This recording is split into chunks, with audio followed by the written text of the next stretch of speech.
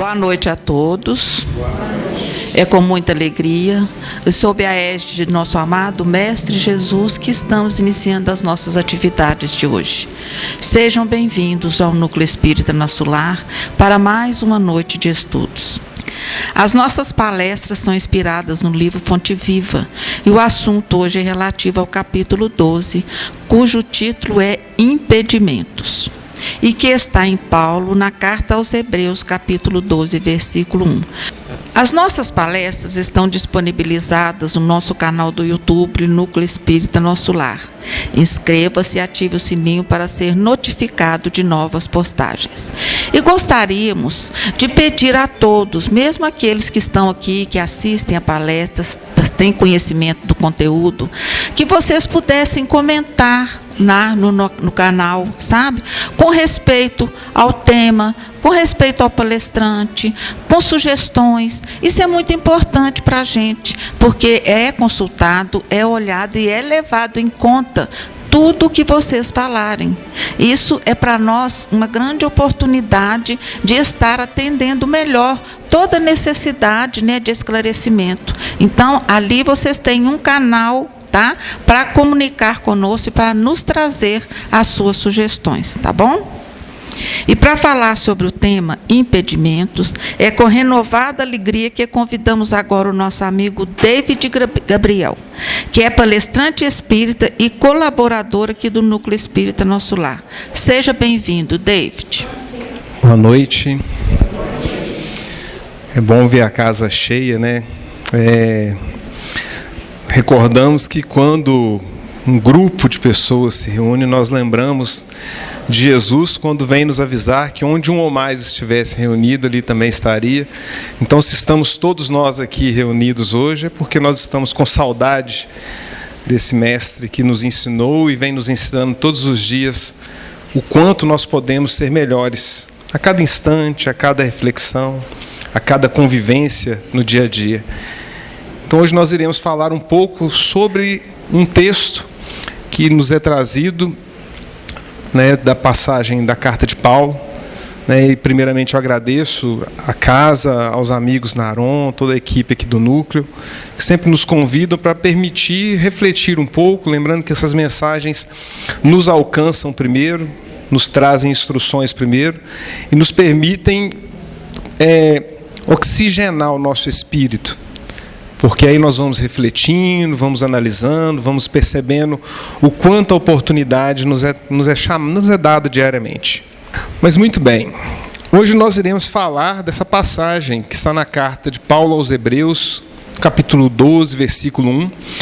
Um texto que ele aqui, o Emmanuel, pegou a metade desse versículo. O texto ele tem uma passagem, um contexto antes, e é importante a gente entender primeiro quem foram esses hebreus? Porque o Emmanuel traz esse texto para os hebreus, que vem pondo de lado todo impedimento, corramos com perseverança a carreira que nos está proposta. Então aqui um texto, se nós analisarmos de uma forma literal, um pouco claro, porque deixa de lado o que te impede e se esforce para aquilo que te está proposto na vida. Mas quando nós olhamos mais a fundo, ele direcionava essa mensagem, assim como ele direcionou para vários locais onde ele instaurou uma igreja, naquele período que ele percorreu nos seus 30 anos já como Paulo de Tarso. E recordamos aqui essa personalidade de Paulo de Tarso, fazendo um breve comentário. Nós tivemos nesse período de carnaval a grata alegria de conviver aqui nesse espaço maravilhoso que é o Núcleo, a Confreita. Então, eu deixo o convite para o próximo ano. Nós passamos aqui durante 3 dias, no domingo, a equipe que participou, a equipe que trabalhou, teve a oportunidade de estar ao sábado também. Mas nós tivemos aqui no domingo, na segunda e na terça, refletindo sobre a vivência de Saulo em mim, a queda de Saulo e o nascimento de Paulo, esse grande trabalhador do Evangelho de Jesus. Mas observando o quanto esse espírito, a sua persona, a sua personalidade é refletida em nossas atitudes diárias. Então fica o convite, foi um ambiente de muita luz. Conversava há pouco com a Madalena ali fora, que nós chegamos ao final na terça à tarde, e era previsto terminar por volta do horário do almoço, estendeu até para as 2 horas mais ou menos, 2, 3 horas, assim com aquele olhar de saudade. Fomos embora com o sentimento de que poderia ter estendido até o próximo domingo. De tanto conhecimento que nós adquirimos, de tantas vivências que nós tivemos, de tantos momentos de estudos e reflexões trazidas para dentro da individualidade que é cada um. Então fica o convite para o ano que vem, se planejem. Eu sei que todo mundo aproveita o feriadão para viajar, reencontrar famílias, mas se permitam, nessa encarnação, cuidar do espírito. E talvez nesses pequenos momentos de 2, 3 dias de reflexões, nós tenhamos a oportunidade de despertar para a jornada que não pode ser desperdiçada, que é a reencarnação, que é a carreira que nos está proposta. Essa carreira que nos é chamado para vivenciá-la com grande temor, com grande cuidado, com grande respeito. Então, para todos nós, devemos analisar a vida como essa carreira que nos é chamada. Mas, muitas das vezes, nós nos distraímos nos impedimentos. Mas vamos primeiro detalhar por que Paulo falou para os hebreus. Então, a gente começa, eu gosto de trazer algumas reflexões de outros textos, para poder enriquecer. Lógico que a proposta do Emmanuel ela é riquíssima, né, os textos dele, as reflexões dele, e nos é relatado, se eu não me engano, não sei se foi algum desses amigos do Chico, né, que relata de vivência do Chico, falando que o Emmanuel, certa vez, relata que ele fazia o estudo do miudinho, em esferas superiores, e lá, com o aprendizado que ele recebia, ele se sentia um crocodilo, de tanto conhecimento que tinha e o que era doado, e o tanto que ele, com esse conhecimento que nos é dado hoje, ele chegava lá ainda cru. Então, para a gente entender o quanto que nós podemos explorar esses textos, nós não podemos somente ler, nós temos que degustar eles, inserir eles para o nosso coração. E aí nós vamos primeiro para os Hebreus. Então a gente vai ao livro A Caminho da Luz, no capítulo 7. O Emmanuel também traz esse livro, contando os povos que reencarnaram na Terra. E nesse capítulo 7 ele vai falar o povo de Israel. E ele mesmo nos diz: dos espíritos degredados que vieram para a Terra, foram os hebreus que constituiriam a raça mais forte e mais homogênea, mantendo inalterados os seus caracteres através de todas as mutações. Então nós sabemos que houve uma miscigenação aqui dentro, de povos que reencarnaram milênios para trás. E esse povo hebreu foi uma dessas raças. E eles tinham uma característica. Examinando esse povo notável no seu passado longínquo, reconhecemos que, se grande era a certeza na existência de Deus, um ponto que marca eles, a certeza da existência de Deus, muito grande também era o seu orgulho dentro de suas concepções da verdade da vida. Então, o Emmanuel traz para a gente, e mais um ponto que ele traz aqui, que eu acho que não podemos deixar passar. Em honra da verdade, somos obrigados a reconhecer que Israel, e aí o povo hebreu é o povo judeu, o povo israelita, o povo samaritano, toda essa raça que Paulo traz para eles a mensagem,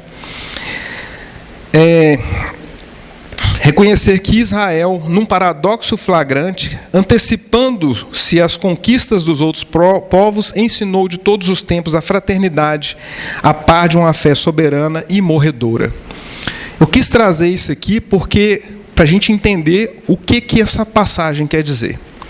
Então nós começamos a entender que o povo hebreu era um povo que era a raça de Paulo.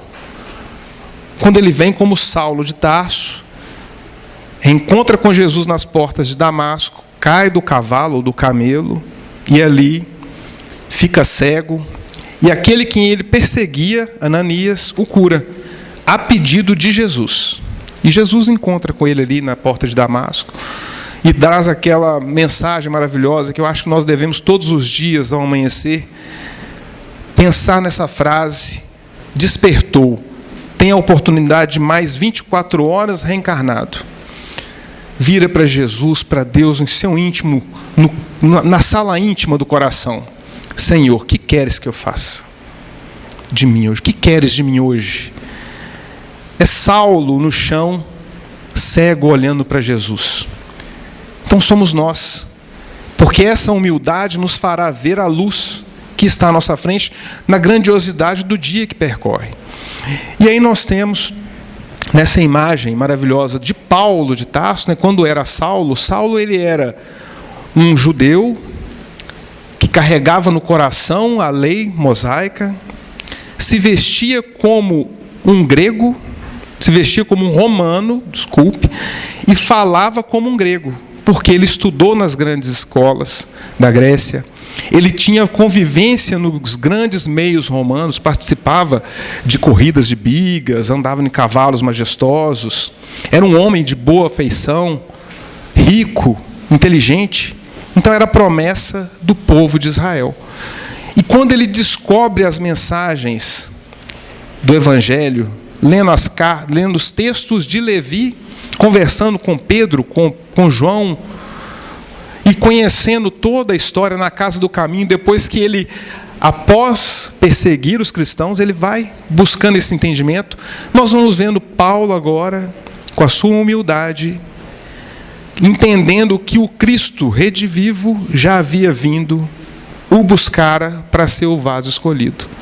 Então somos nós também, esses pequenos vasos, escolhidos nessa oportunidade reencarnatória.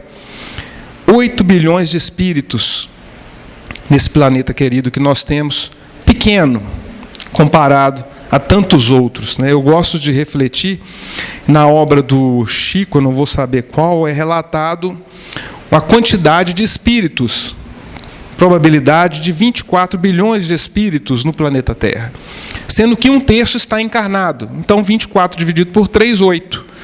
8 bilhões encarnados, nós temos 16 bilhões de espíritos. Só que eu gosto de pesquisar, gosto da astronomia, né, de olhar para o céu à noite, de admirar esses planetas que brilham, esses sóis que brilham nesse manto que nós temos sobre as nossas cabeças. E nós vamos ver Júpiter, nosso planeta vizinho. Em Júpiter cabe 700 planetas Terra. Em Júpiter cabe 700 planetas Terra. Matemáticazinha básica, se lá tiver a mesma quantidade de espíritos, é 24 bilhões vezes 700. Dá um número enorme multiplicado a 10 vezes 19. É zero que não acaba mais. Então nós somos minúsculos na criação. Nós não podemos perder essa oportunidade. Isso aqui é para a gente entender o quanto nós somos pequenos, diminutos. Então os pequenos impedimentos não podem nos barrar no dia a dia. Não podem nos fazer declinar, perder a oportunidade reencarnatória. E aí quando Paulo vai dizer, pondo de lado todo o entendimento, corramos com perseverança, a gente começa a entender que essa corrida, ela é atenta. O atleta que corre, que participa de uma competição, ele busca entender e treina antes no cenário onde ele vai percorrer. Somos nós aqui hoje treinando no cenário que iremos percorrer no nosso dia a dia, olhando cada espírito que está ao nosso lado encarnado hoje. Pai, mãe, filho, esposa, marido, colega de trabalho, patrão, o desconhecido no trânsito, que anda desatento, a pessoa que está mal-humorada e corta a fila, aquela pessoa no supermercado que está vendo ali 15 volumes e ela chega com um carrinho com 50 e passa a parcelas, 15, mais 15, mais 15. Nós vamos vendo posturas que o nosso olhar, muitas das vezes, direciona para essas pessoas e fala assim, nossa, isso é um absurdo. Que corrupção com a comunidade, que atitude é essa? E nós descarregamos naquela pessoa, muitas das vezes, algum veneno que ele é pequeno. Só que a gente não percebe que o afetado nesse pensamento que eu direciono não é aquele que está agindo errado. Sou eu. Então nós temos que entender que esses impedimentos, eles são menores do que nós imaginamos. Eu não vou encontrar um impedimento em uma pessoa que vai me barrar. Hoje tem palestra na Casa Espírita. Não, você não vai. Não é esse impedimento. Nós estamos falando de impedimentos menores. E aí, deixa eu ver se eu passar certo. Passei. O texto nos traz o seguinte: por onde transites na terra, transportando o vaso da tua fé. Qual vaso que o Emmanuel está falando? O corpo, o vaso escolhido que nós somos. Só que é um vaso de fé. E é interessante, que eu não comentei, mas o que vem antes, no capítulo 11 dessa carta de Paulo aos Hebreus, Paulo vai falando para esses irmãos hebreus o tamanho da fé que eles tinham. Então ele vai citando: lembra de fulano que morreu pela fé, lembra de ciclano que morreu pela fé, lembra de Beltrano que morreu pela fé, que se sacrificou, que se esforçou. Então, no capítulo anterior, ele orienta. Ele fala: olha, vocês estão vendo esse exemplo? Vocês perceberam esse exemplo? Só que quando chega no 12, ele vira e fala, que aí eu vou pegar o texto completo. Ele fala assim: olha, portanto, antes disso aí, também nós, visto que temos a rodear-nos tão grande nuvem de testemunhas, quando nós olhamos para os antepassados, todas são testemunhas de que é possível fazer certo. Pondo de lado todo impedimento, corramos com perseverança. Então ele vai falar antes para a gente disso. E aqui ele diz: transportando o vaso da tua fé a derramar-se em boas obras, encontrarás sempre impedimentos a granel, dificultando a ação. Gente, quando a gente compra algo a granel, né? Quem tem cachorrinho aí, meu cachorro é pequenininho, eu não vou comprar um saco de ração porque vai estragar, vai atrair rato, vai atrair bicho. O que a gente faz? A gente vai na casa de ração e compra a granel, compra pouco. Então o impedimento, ele não vai vir em cima da gente igual um caminhão descarregando 20 toneladas de terra em cima da gente. Não. Ele vai vir grão a grão. E o Emmanuel, aí eu volto para o Emmanuel de novo, né, já que nós estamos estudando um texto dele, a gente vai ficar pedindo ajuda para ele mais vezes. Livro Coragem, título, capítulo 2, Males Pequeninos. O título, olha você vê, Males Pequeninos. O Emmanuel vai falar para a gente o seguinte: guardemos cuidado para com a importância dos males aparentemente pequeninos. E ele dá alguns exemplos da natureza, para a gente entender. Não é o aguaceiro que arrasa a árvore benemérita, mas a praga quase imperceptível que lhe oculta no cerne. Vocês já viram aquelas árvores na enchente que são arrastadas pela... Aquela árvore, é lógico que o volume de água contribuiu, mas por que outras árvores se mantêm firmes e só uma é arrancada? Porque na raiz dela já tinha um verme que estava comendo, já estava fragilizando ela. Então, quando o aguaceiro passa, ela não suporta e é levada. O segundo exemplo: não é a selvageria da mata que dificulta mais intensamente o avanço do pioneiro, mas a pedra no calçado ou o calo no pé. Quem faz atividade trekking, né, pratica às vezes caminhada, gosta de correr, quando fragiliza o pé, quando dá um calo, às vezes o tênis desgasta, aquilo dificulta a corrida.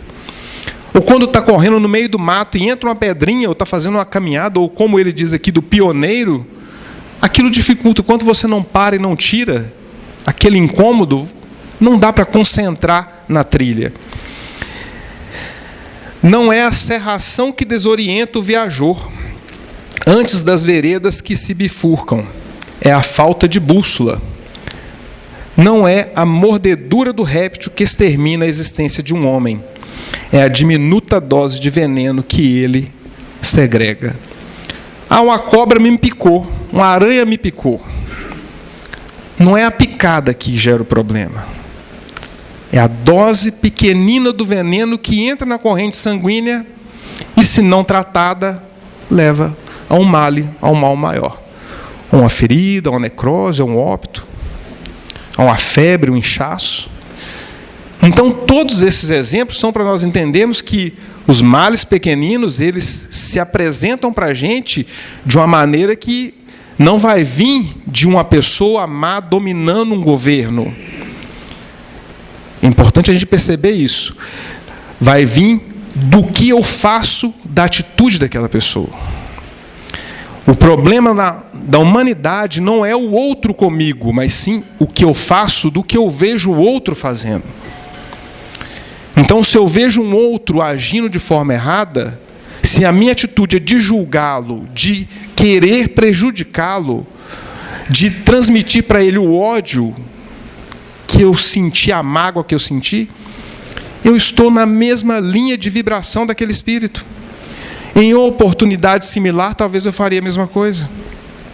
Então, nós temos que começar a entender que lá no final, quando a nossa senha for chamada, que nós tenhamos décadas para poder viver, e a minha vai demorar bastante, eu não sei a de vocês.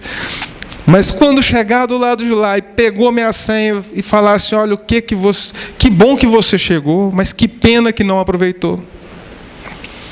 Na hora que era para você ficar em silêncio, você discutiu. Na hora que era para você orar, você pensou o mal para o outro. Você atirou dardos no pensamento que eram para prejudicar o outro. Gente, isso tem um potencial muito grande, porque nós estamos preocupados com as grandes guerras, mas nós vivemos em turbilhão, em erupção, vulcão interno em erupção o tempo todo, com assuntos que não nos elevam. E quando nós estamos numa roda de conversa que eu não tenho como sair dela, ao invés de silenciar e não absorver aquilo, eu absorvo e me envolvo. Esses são males pequeninos na nossa vida. E esse vaso, ele não pode ser sujo por esses males pequeninos. O Emmanuel finaliza dizendo, assim na vida comum, na maioria das circunstâncias, não são as grandes provações que aniquilam a criatura, e sim os males supostamente pequeninos, dos quais muitas vezes ela própria escarnece, a se expressarem por ódio, angústia, medo, cólera, que se instalam sorrateiramente por dentro do coração. Então nós temos que começar a observar dentro do nosso espírito o que nós estamos alimentando. Se ao final da noite, no momento que eu vou fazer uma prece para dormir, eu pudesse rever, e nós podemos fazer isso, e antes de fazer a prece, antes de levar ao altar da consciência a oferenda da prece, que eu reconcilie com aqueles com quem eu não fiz mal, que eu fiz mal ou me fiz mal, que eu perdoe e que eu peça perdão. Isso é consciencial. Que eu possa pedir a Deus que os meus pensamentos ruins não alcancem aquele que não me fez bem. Gente, nós estamos trabalhando internamente. Isso é ser luz. Isso é brilhar aonde eu for. Quando Jesus fala assim, olha, vós sois o sal da terra, vós sois a luz do mundo, Ele está pedindo para a gente observar internamente a nossa capacidade de, como postes que não ficam colados um ao outro, aonde nós estivermos, nós iluminarmos. Então eu ilumino esse lado da rua, você que ilumina o outro lado da rua, a outra ilumina o outro lado da rua, e assim nós vamos. Quando a gente perceber, o nosso bairro vai mudando a sintonia, não porque eu falo do Evangelho com as pessoas, mas porque as pessoas leem o Evangelho nas minhas atitudes. E aí a gente segue o texto. Ele vai falando, hoje é o fracasso nas tentativas iniciais de progresso. Vai ser fácil? Não vai ser fácil. Porque nós somos habituados, nós fomos doutrinados desde pequeno, a indiretamente ter o olho por olho, dente por dente. Meu pai falava, olha, se brigar na rua e se apanhar, apanha em casa. Mas era o que ele tinha capacidade de me dar. eu vou me magoar pelo que ele me ensinou? Não. Os tempos mudaram, a forma de enxergar o mundo mudou, e eu consigo hoje aprender com ele, e tendo ainda o dever de ter uma dívida com ele, porque ele me ensinou o que não fazer. Me ensinou o que fazer. Me ensinou por diversas vezes a honestidade, o esforço na dignidade, mas ensinou pelas atitudes, pelos vícios, pelas posturas que hoje eu enxergo que não são adequadas, o que não fazer. Porque se ele não tivesse vivenciado aquilo com ele, talvez eu faria e acharia normal. Então nós temos uma dívida até com as pessoas que estão nos presídios, nas APACs, e nós devemos, por misericórdia de todo criminoso que lá está, pedir a Deus que ilumine esses espíritos, porque eles estão nos ensinando o que não fazer, pela dor que nós vemos que é causada com o próximo. A David, mas assassinou, cometeu um crime hediondo, ok? Não estava no plano reencarnatório dele fazer isso, porque no nosso plano reencarnatório, Deus não nos permite tirar a vida do outro. Não vem escrito, você vai para... Não. Mas existe uma leve tendência para uma queda dos desejos, tudo aquilo que suga o ser humano ainda e cega. Se eu já consigo hoje tirar escamas dos meus olhos, se eu já consigo ser auxiliado por Ananias na minha vida, assim como Paulo foi, enquanto ainda era Saulo, enxergar a vida de uma forma diferente, eu tenho que começar a enxergar esses irmãos e, por misericórdia a mim e a eles, começar por não julgar. Ah, mas para falar isso é bonito. Gente, eu não estou falando de mim. Evangelho, não julgueis. É Jesus falando para a humanidade. Já vos foi dito, odiai os vossos inimigos. Mas eu vos digo, amai aquele que vos perseguem, orai por aqueles que vos causam mal. Está no Evangelho isso. Por isso que nós temos que entender que os males pequeninos, eles não nascem na nossa vida porque vêm de fora. É algo que nós carregamos. E o nosso planeta querido é um planeta que está em transição. É o prova e expiação. Deixa eu ver se tem um giz aqui. Não tem não. Tem não, né? Pega um, por favor. Que é só para me elucidar algo que eu acho que é importante. E aí, o texto vai continuar dizendo, amanhã é o companheiro que falha, depois é a perseguição descaridosa ao teu ideal, a perseguição descaridosa ao teu ideal. Nós começaremos a pensar diferente e nós encontraremos pequenos embates na nossa vida. Então, para esses embates que eu encontro... Obrigado, Lília. Para esses embates que eu encontro, eu começo a perceber que é importante agora eu enxergar no outro a oportunidade de amar. Ah, mas ele me feriu. Devolva com a flor. Tem uma música do grupo Bom Combate. É uma música que eu acho é muito linda, mas assim, eu sou péssimo com nomes de música. Então, vocês, do Spotify, vocês conseguem baixar lá. Grupo Bom Combate, eles têm vários discos, conseguem ouvir, no YouTube dá para ouvir também. E tem uma música no finalzinho, o último refrão dela, que ele vai falar assim, olha, quem caminha com o Senhor, pisa no espinho e lembra da flor. Quem caminha com o Senhor, pisa no espinho e lembra da flor.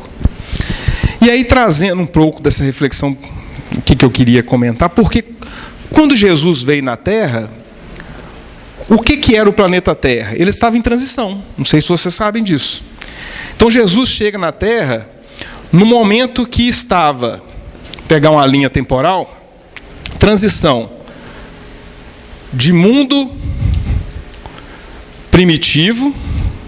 Então aqui esse mundo primitivo ele estava em 100% do seu auge. O crime era normal, órfãos eram deixados nas ruas, viúvas eram deixadas nas ruas, isso era normal. Mas Jesus chega nesse marco 0%, e aqui nós temos a chegada do nosso mestre, desse mundo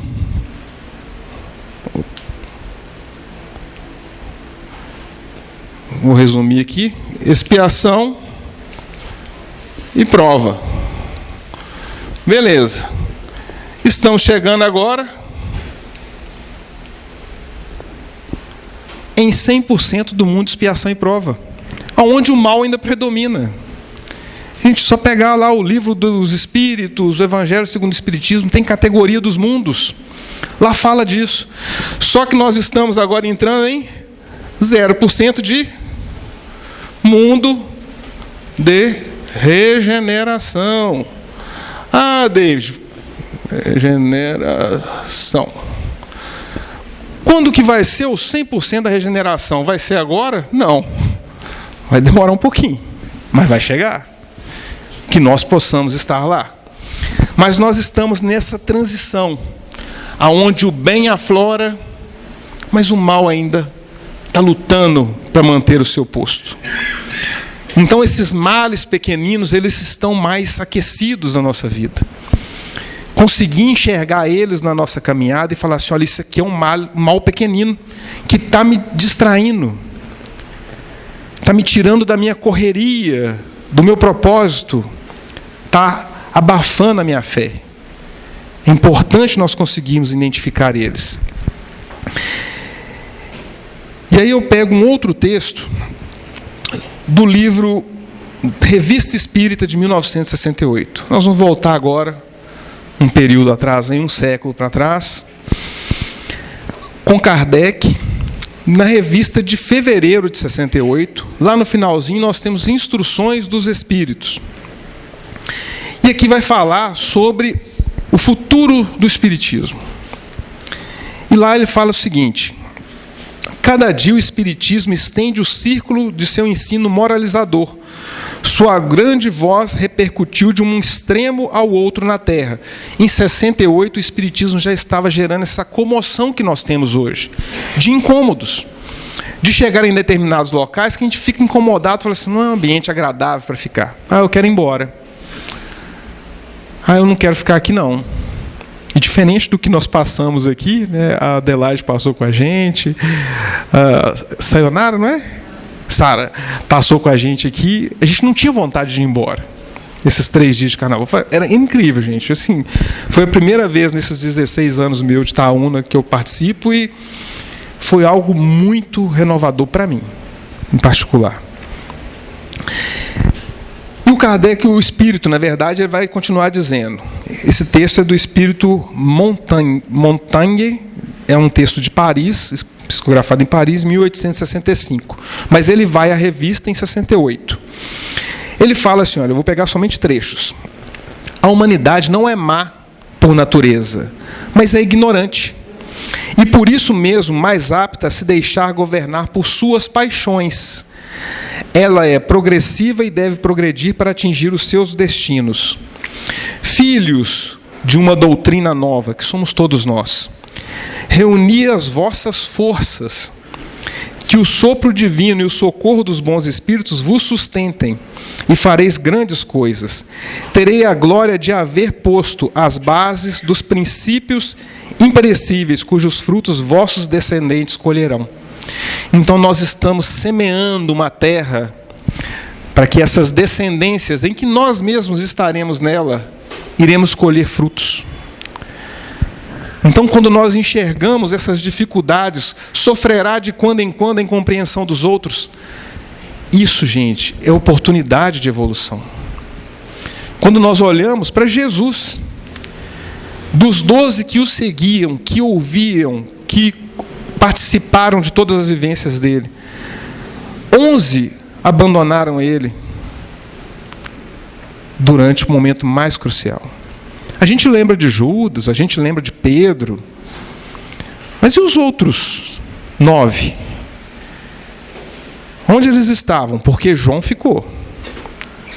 João vai até Maria e volta com ela e fica do lado dela naquele momento mais doloroso. Então, para todos nós, a dor é um aprendizado. É o chazinho de boldo, amargo. A dor é benemérica nas nossas vidas. Ela chega para sustentar o nosso espírito e fortalecer. Ela vai tirando essa couraça que nós carregamos E assim como uma batata, né, que para ficar saborosa, para a gente conseguir se alimentar dela, a gente precisa entrar numa panela quente, ela precisa amolecer. A dor é isso na nossa vida. Ela vai amolecendo esse coração duro, muitas das vezes, que nós carregamos. A necessidade, às vezes, de promover para o outro a nossa opinião. E aí, trazendo um pouco disso sobre a opinião, é um texto que eu adoro, é um texto que sempre que eu posso, eu trago nos estudos, nas casas espíritas, um texto que eu releio, é do livro Instruções Psicofônicas, capítulo 1, um texto do espírito Bezerra de Menezes. O título é o mais apropriado para a nossa jornada: Renúncia. E nele, Bezerra ele vem trazer um esclarecimento muito lúcido do que nos faz perder nos males pequeninos, desses impedimentos que nos travam e do que nós devemos fazer. Então aqui a gente já passou, periodicamente encontrará as vanguardas, obstáculos 1000, induzindo-te à inércia ou à negação. Então a gente começa a perceber isso aqui. Vou só pegar esse texto aqui para a gente seguir, né, para não sair muito fora do texto do Emmanuel, e vou entrar finalizando o nosso estudo com o Bezerra. A carreira que nos está proposta, no entanto, deve desdobrar-se no roteiro do bem incessante. Aí nós temos que criar esse roteiro do bem incessante. Aí agora eu chego no Bezerra. O texto é longo, eu vou pegar alguns parágrafos. Ele fala assim, olha, nos primeiros parágrafos: aprendamos a ceder, recolhendo com Jesus a lição da renúncia como ciência divina da paz. Então, a ciência que nós estudamos, matemática, biologia, geografia, tudo são ciências. Mas a ciência divina da paz, ele está falando aqui que é a lição da renúncia ensinada por Jesus. E quando nós olhamos, né, hoje, um dos males que sustentam esse nosso século é a nossa vida apressada, o estresse que nós não percebemos pelas necessidades, pelos desejos, pelas provações que nós mesmos vamos criando. É conta para pagar, é um problema ali, eu tenho que fazer isso, é o fulano que me desapontou, é o ciclano que está me ferindo. Então, são situações que nós vamos alimentando, enchendo o corpo de um alto veneno, e começa a sentir males, dores, incômodos. E quando a gente percebe, a saúde está totalmente debilitada.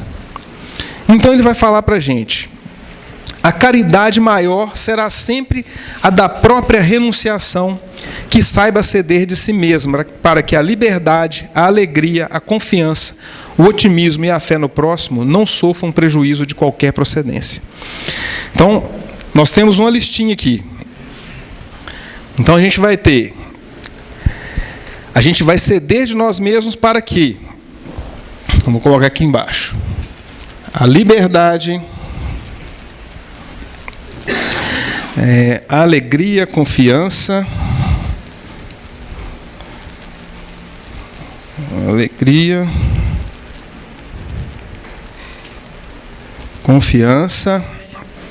otimismo e fé.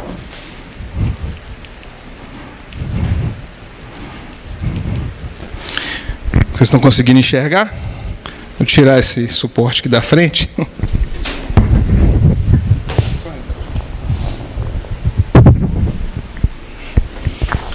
Deixa eu pegar minha cola aqui. Então aqui ele vai falar para a gente: devemos ceder de nós mesmos, praticar a própria renunciação, para que a liberdade, a alegria, a confiança e o otimismo no próximo não sofram prejuízo. Então isso aqui é para que não sofra prejuízo no outro, não é em mim. Só que ele dá uma receita. Com exercício incessante de autoburilamento, é imperioso ceder diariamente. Esse aqui eu até decorei, tá? Então isso tudo aqui, ó, o que nós temos ceder diariamente para que isso aqui não cause prejuízo no outro? Opinião, ponto de vista. A letra é feia assim mesmo, viu? Hábito e preconceito. A gente começa a perceber que tudo que nos desune, tudo aquilo que nos afasta do próximo, tudo aquilo que gera guerras internas dentro do lar, começam por quê? São opiniões que são impostas, são hábitos que não nos permitimos que sejam mudados, são pontos de vista que, se não for do meu jeito, não dá certo. E preconceitos velados. Porque a gente vai falar assim, não, mas eu não sou preconceituoso, eu não tenho preconceito racial, não tenho preconceito sexual, não tenho preconceito com ninguém. Mas e os velados? O preconceito por aquele que chega e entra na fila porque tem um direito novo agora. O preconceito daquele que está se esforçando demais no trabalho porque precisa de uma promoção, mas ele vai ali até vir o puxa-saco na empresa. Eu odeio aquele tipo de pessoa. Mas eu não sei as necessidades da pessoa. E é mais fácil eu trabalhar dentro de mim um preconceito de que ele é errado. E nós começamos a gerar prejuízos no outro, porque essa pessoa entra no meu ambiente de trabalho, o meu clima piora. Aos males pequeninos, aos pequenos impedimentos chegando aí. Gente, a gente conseguir alcançar o amor de Jesus, que é o amor ágape, não é fácil. Porque imagina ele, quando Judas chega até ele, e está lá no Evangelho, ele vira para Judas e fala assim, amigo, a que viestes? Ele sabia que Judas iria trair ele. Ele não fala assim, o que você chegou aqui, o que você está fazendo? Não, amigo, você é da minha intimidade. A que vieste? Com um batalhão de pessoas atrás. Então nós temos que observar que isso aqui, é um roteiro que deve ser praticado. Não temos como nós fugirmos da oportunidade reencarnatória. E o texto, seguindo mais alguns pontos, o Bezerra vem falar para a gente o seguinte. Deixa eu só achar aqui.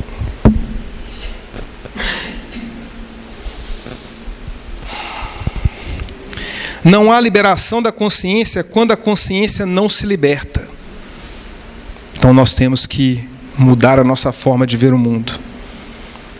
Nós temos que mudar a nossa forma de observar o nosso dia a dia. Não há cura para as nossas doenças da alma quando nossa alma não se rende ao impositivo de recuperar a si mesma. Quando eu não me permito curar. Você viu aquela história de lei da atração? É permitir. Meu Deus, eu me permito evoluir diariamente com o teu evangelho. Pode preparar, vai viver isso aqui toda hora. Mas quando a gente começa a se dominar, a se doutrinar, igual um cavalo novo que nunca foi montado, a gente começa a se permitir ser guiado pelo evangelho.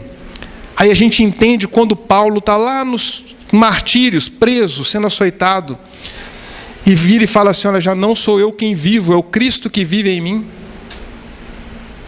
Esse Paulo que manda as cartas, ele que fala para os hebreus, para a raça dele, olha, tenham fé, não desmereçam a oportunidade que vocês estão recebendo, o que mais vocês tiveram foram exemplos. E para nós que nos consideramos espíritas, ainda é um pouco pior.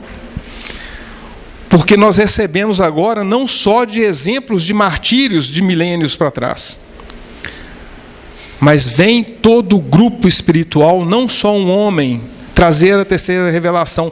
É um grupo de espíritos coordenados por Jesus e trazem a terceira revelação, mastigando para a gente o que deve ser feito. Então tomemos cuidado com os desejos, as paixões que nos desvirtuam no dia a dia. As personalidades que nos dominam.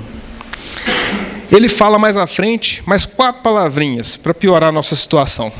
Ele fala o seguinte, porque eu gosto desse texto. Ele é homeopático.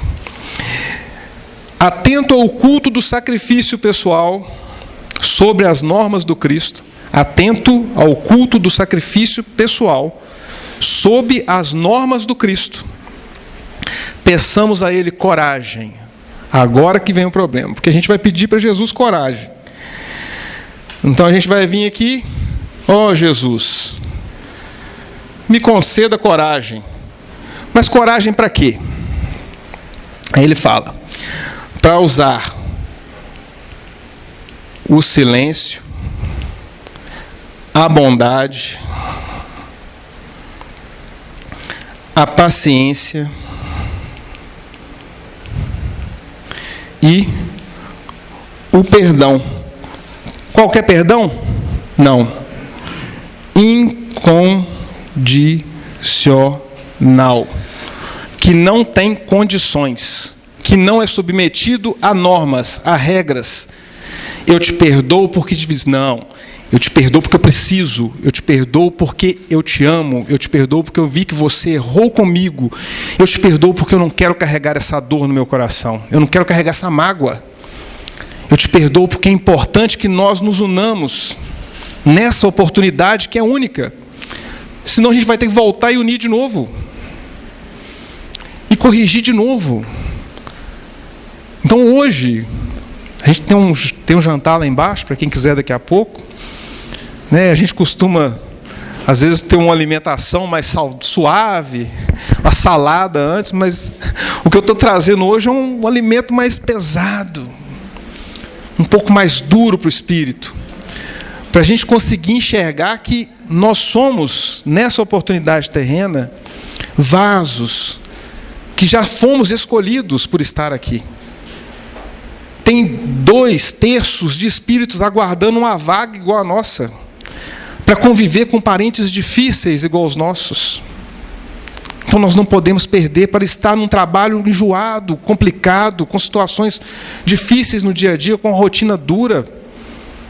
Tem espíritos que gostariam de estar no nosso lugar e que olham para a gente e falam assim, meu Deus, não perde mais um dia.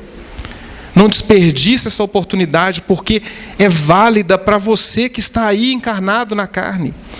Então vai dormir, faz a prece. Meu Deus, me permita, meu anjo guardião, me permita ser orientado por você, meu espírito benfeitor. Que Jesus te permita me ajudar a não perder essa jornada. Por mais que venha a ter umas feridas de vez em quando. Que quando eu pisar no espinho, eu lembre do perfume da flor que vai subir para o meu nariz e possa agradecer aquela flor que me permitiu cheirar. E aí a gente finaliza pondo de lado o impedimento. Colocar a dificuldade à margem, porém não é desprezar as opiniões alheias, quando respeitáveis, ou fugir à luta vulgar. É respeitar cada individualidade na posição que lhe é própria. Gente, nós somos indivíduos. Cada um tem a sua personalidade. Eu tenho que respeitar. Mas, acima de tudo, o espírito individual está ali, se escondendo em máscaras.